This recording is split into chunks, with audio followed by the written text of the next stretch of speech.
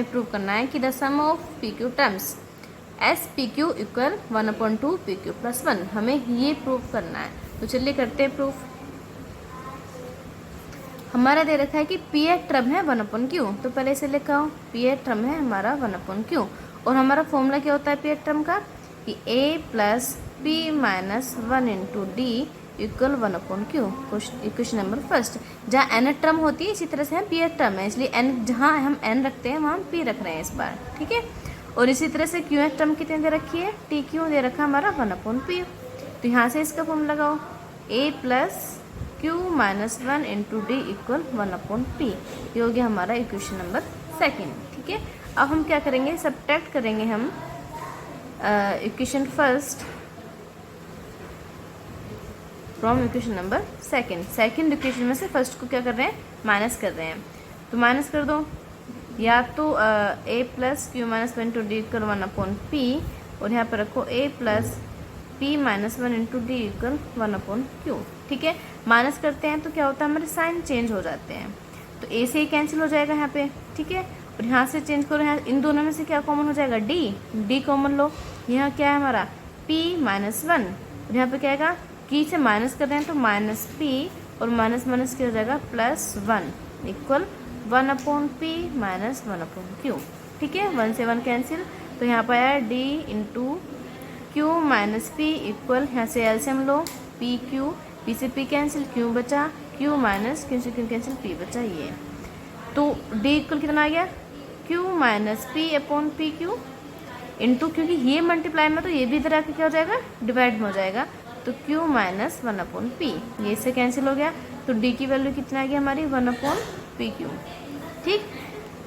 अब d की value जिसमें आपका मन हो, इक्वेशन नंबर फर्स्ट या इक्वेशन नंबर सेकंड किसी में भी पुट कर सकते हो, ताकि हमें किसकी वैल्यू मिल जाए, a की वैल्यू। तो put the value of d, put the value of d in equation first में रखते हैं, ठीक है। तो इक्वेशन फर्स्ट है हमारी a plus p minus 1 into D equal कितना है 1/q। तो a plus p minus 1, D की वैल्यू कितनी आई थी हमारी 1/pq equal 1/q, okay.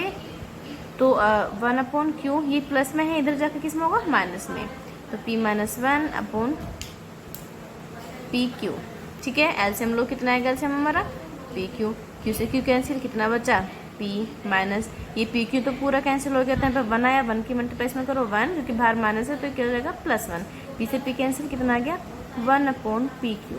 a की वैल्यू कितनी आ गई हमारी 1/pq, ठीक है।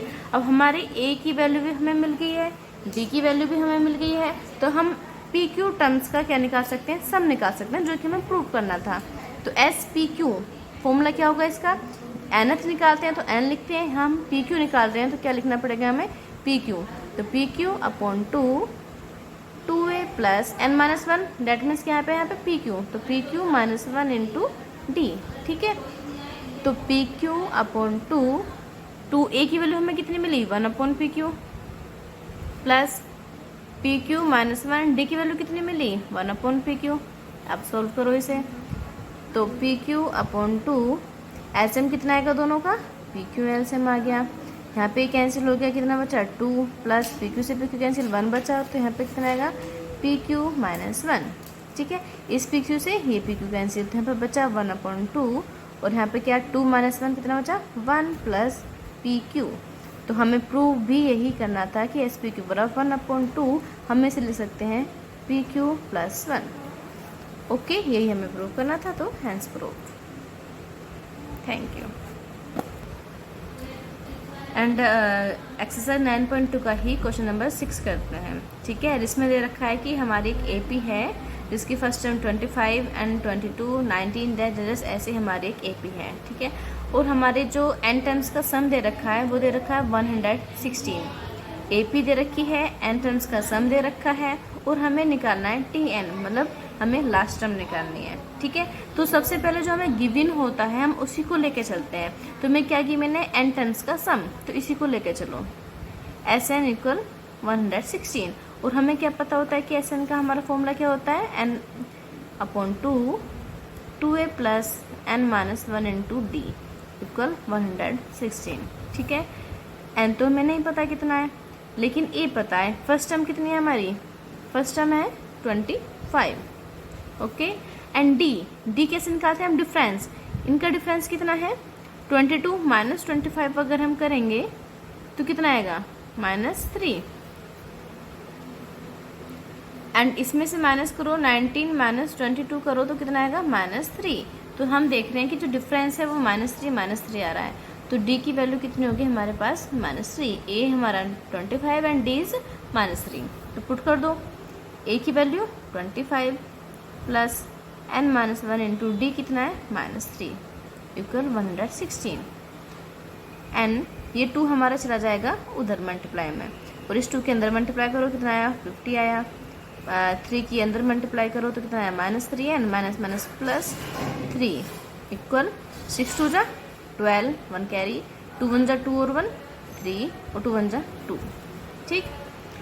अब n के अंदर मल्टीप्लाई करो तो कितना आएगा 50n minus 3n square plus 3n equal 232। तो -3n स्क्वायर 50 और 3 कितना हुआ 53n equal 232, 3n square plus 53n minus 232 equal 0, minus common ले लेते हैं तो 3n स्क्वायर साइन चेंज हो जाएंगे, 53n प्लस 232 इक्वल 0। अब हमें देखना है, तो अब हमारी ये जो है ये हमारी क्वाड्रेटिक इक्वेशन बन गई। तो हम इसे सोल्व कैसे करते हैं, जो हमारे इसका कोएफिशिएंट होता है और ये इन दोनों के आपस में क्या करते हैं मल्टीप्लाई करते हैं। तो 232 मल्टीप्लाई बाई 3, 3 2 6, 3 3 9, 3 2 6, यह है 696।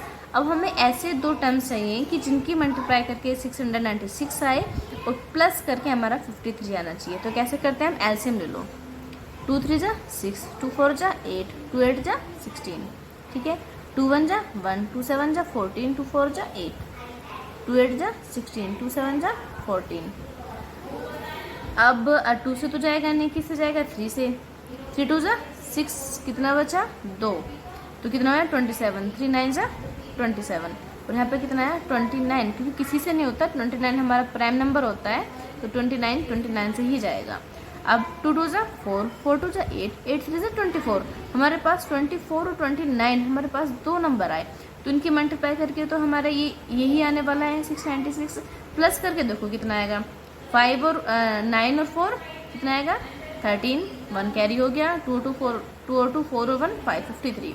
तो हमारे पास ये 2 नंबर मिल गए 24 एंड 29, जिनकी मल्टीप्लाई करके हमारा इतना आ रहा है और प्लस करके 53 आ रहा है।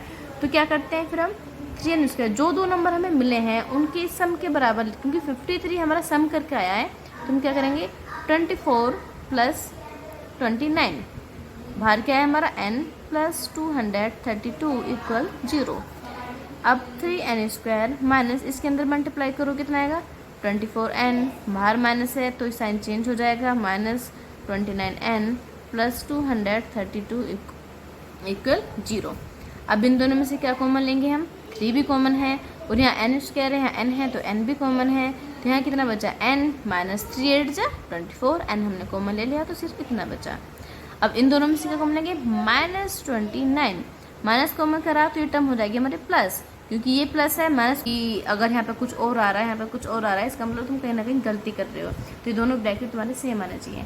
अब हम इनको क्या करेंगे कॉमन, n-8 को कॉमन कर लेंगे, तो यहाँ पे कितना बचा हमारा 3n, यहाँ पे कितना बचा -29 इक्वल 0। अब अगर हम इसको, क्योंकि 2 नंबरों की मल्टीप्लाई हमारी 0 आ रही है, तो इसका मतलब या तो ये नंबर 0 है या ये 0 है। तो अगर हम इसको 0 पुट करते हैं, n-8 इक्वल 0, तो यहाँ से n की वैल्यू कितनी है हमारी 8, ओके। और अगर इसको 0 पुट करते हैं 3n माइनस 29 इक्वल 0, तो 3n की वैल्यू कितनी है 29, और n की वैल्यू कितनी आएगी 29/3, जो कि फ्रैक्शन में है, तो फ्रैक्शन वाले को हम क्या कर देते हैं नेगलेक्ट कर देते हैं, और हम n की वैल्यू को क्या लेके चलेंगे 8, ठीक है। तो हमारी n की वैल्यू हमें मिल चुकी है 8, ठीक है। a की वैल्यू कितनी मिल गई हमारे पास 25 है, और d की वैल्यू कितनी है हमारे पास -3। तो अब हम सम निकाल सकते हैं, इसने पूछा है last term and nth term, तो कैसे निकलेगी a plus n-1 into D. First term कितनी है 25 प्लस n कितना आ गया हमारे पास 8 -1, d कितना हमारे पास -3, तो 25 8 माइनस 1 7 इंटू माइनस 3 और 25 प्लस और माइनस की मल्टीप्लाई हमेशा माइनस आती है, 7 3 से 21, तो nth टर्म कितनी आ गई हमारे पास 4, that is your answer. Okay.